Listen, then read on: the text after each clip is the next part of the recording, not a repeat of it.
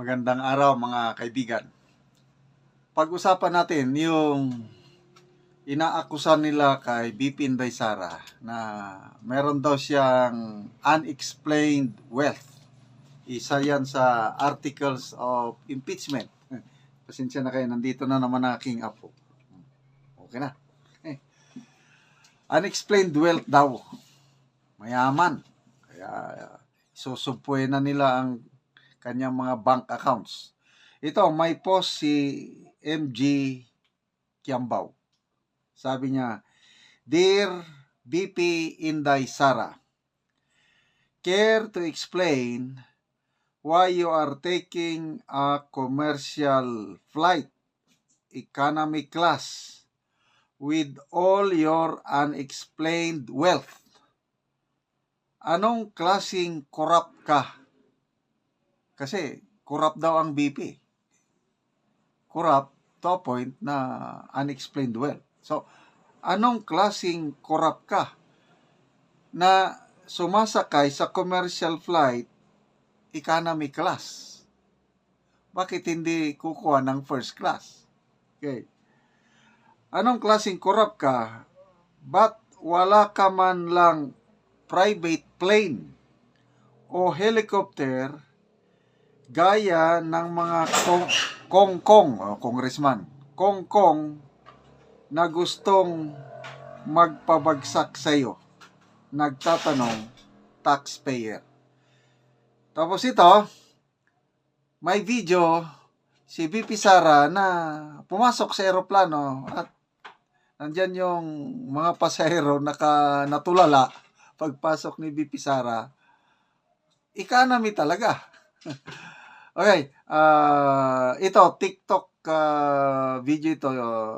Inalis ko lang yung sound kasi may music, baka makapiright tayo. But makikita nyo si BP Sara pumasok sa eroplano. Panoorin natin. Yan, yung nakaputi. Yun, yan, no, naka face mask. Yan na po siya. Bagong gupit.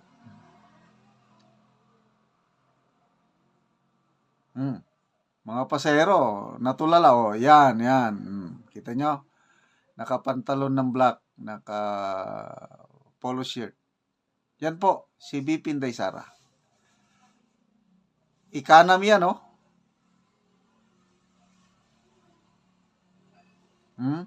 Naayos niya ang kanyang mga gamit. Yun.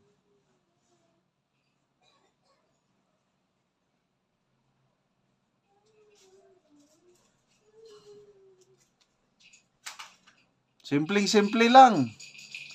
Walang arte.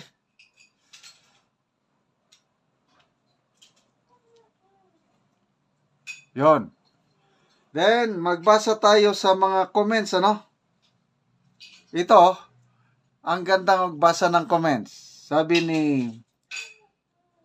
Christine Sanchez, BP, bakit ka bumili ng hikaw sa Tiangge sa labas ng Davao City Hall? Bakit dapat Bulgari, Cartier ka bumili? May unexplained wealth ka naman daw. Tapos tumatawa. Si Nor Kato Kanda. Same din ni PRRD, walang private jet. Sila yung politiko, wala kang makitang sasakyan ng mga Mercedes-Benz, Ferrari, jet, kahit helicopter lang. Samantala, mga politiko sa Davao, malaki ring pumapasok sa Davao, pero malaking income ng Davao, sabi, pero napupunta ito sa mga project at pagpapaganda sa lungsod. Marvin Remotisado, hiyang-hiya naman si Inday sa mga luxury bags ni Stella. May nabasa ko kanina, nakasakay niya mismo sa nakasakay niya sa flight dito. Neil Castigador, even Tatay Digong, always siya naka-economic class ang flight. We love you, BP Sara. Matatapos din ang lahat ng ito. Di natutulog ang Diyos. Yan, Talia Pialago, sabi niya, mayaman na isa lang shoes sinusuot. Yan talaga napapansin ko sa kanya. Marami akong nabasang ganitong comments. Yung sapatos niya, yun lang daw ang kanyang sinusuot. Ordinaryong sapatos. Christine Sanchez, and care to explain bakit Shopee ang most used app mo sa phone? Shopee user pala itong si BP Sara. Nagbasa ko ng comments kanina. Nako. Mahilig daw mag-order sa Shopee. So, anong ibig sabihin kung mahilig siya sa Shopee? Ano lang siya? Naghahanap ng mura. Hindi siya maluho. Cindy de la Cruz, ang pinagbibintangang most corrupt, hindi naka first class seat. O nga. Janke Bibidril, sabi niya, true, minsan lang ako nagmahal ng public servant at siya lang talaga. Amor Fidelino, wala man lang branded na bags at bulletproof na sakyanan, then Shopee buyer. Hinanap ko. May nabasa akong dalawang comments na kasakay daw nila talaga si BP Sara sa economy. Yung isa nga, nakatabi niya mismo, ang pagsisisi niya ay wala siyang lakas loob na magpa-picture sana kay BP Sara. Sayang, sabi niya. Yung isa naman, delayed ang flight. From Davao to Manila, delayed. Grabing delayed. Kaya lang nung natuloy na yung flight, nawala yung stress niya nung nakasakay niya si BP Sara, economy flight. Ganyan talaga si BP Sara. Kaya, BP Sara, paki-explain. Bakit economy class ang ticket mo na may unexplained wealth ka naman daw? Paki-explain. Anyway, mga kapatid, salamat sa mga pagsubaybay nyo, panonood nyo sa ating channel. Nagkakaroon tayo ng income dahil sa inyo at ang sweldo sa YouTube na ito ay itinutulong natin sa Talaandig Tribe sa Bukidnon. Tinutulungan natin ang tribo makapagpatayo ng bahay o ma-repair ang kanilang bahay. Namimigay tayo ng libreng yero at pako. Namimigay din tayo ng livelihood assistance. Nagpapatanim tayo ngayon ng saging lakatan. Libre ang seedlings, libre ang abono, technology tinuruan natin hanggang makabangon sila sa kanilang sariling paa at magkaroon ng livelihood. So, panoorin nyo ang video na ito. Salamat sa inyong panonood, lalo na yung mga hindi nag-skip ng ads. Nandito na po ako sa Lower Kalapat at ito po si Nanay na nabigyan po ng ngero at ito po ating bisitahin at ating tanungin kung ano pong masasabi niya dahil sa binigay sa kanilang ngero. Magandang hapon po, Nay. Oo. May ngapon, oo.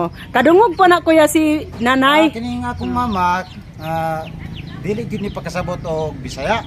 Oo. O Tagalog. Oo. So ako na lang ang motubag kung unsang imong pangutana. Oo. Nanay, unsang imong gibati nanay karon nga nataod namang gyud ang imong ngero. Dili na ka nanay maulanan og nakasalog na pud ka. Dingding na lang ang kulang. So unsa nay ang imong gibati karon nga natagaan na ka og sen? Nalipay at umon udanan. Nalipay daw siya kay dili na daw sila golanan. Nalipay So daw among ginikanan.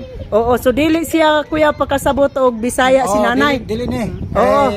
Talandig yun ni mga lumad. Lumad Talaandig. Oo, looy. Dili mga kasabot Oo. og sa mga Tagalog. Oo. Sa Bisaya medyo dili gid kasabot di istorya. Oo, unsa man na naka-eskwela si nanay wala na. Wala ni akong Oo. mama eskwela. So, So, ako na lang mo tubag ko Oo. sa imong pangutana. Oo. Nalipay ka nanay nga natagaan na kagsen. Nalipay. Oo, nalipay si nanay. Tigulang ng pila nang edad nimo nanay? Sa 65. 65. 65 na ka. Ala ka. Tigulang na gid ka nanay kay namuti na imong buhok. So kinanglan na gid ka nanay og tabang. Kinanan. Oo. Pero nalipay gid ka nanay nga ang hero nakaatop na ka, di na ka nanay matuluan, labi na nga ikaw nga tigulang na ka. Nalipay. Oo. So unsa man imong ikasulti nanay nga natagaan na ka og hero?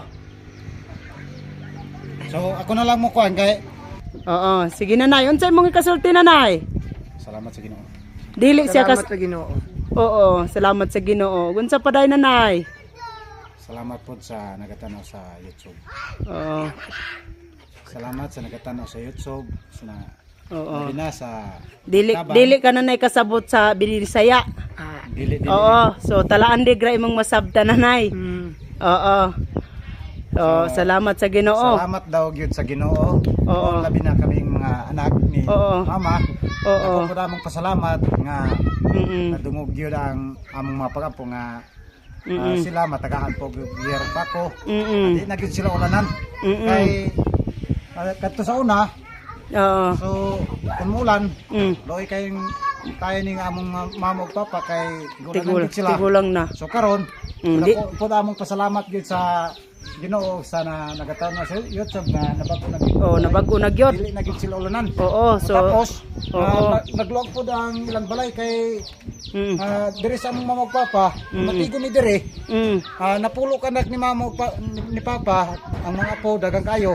Mm. So tanan-tanan dire Mm. mo matigo mi 60 kabuk. Oo, so dagan.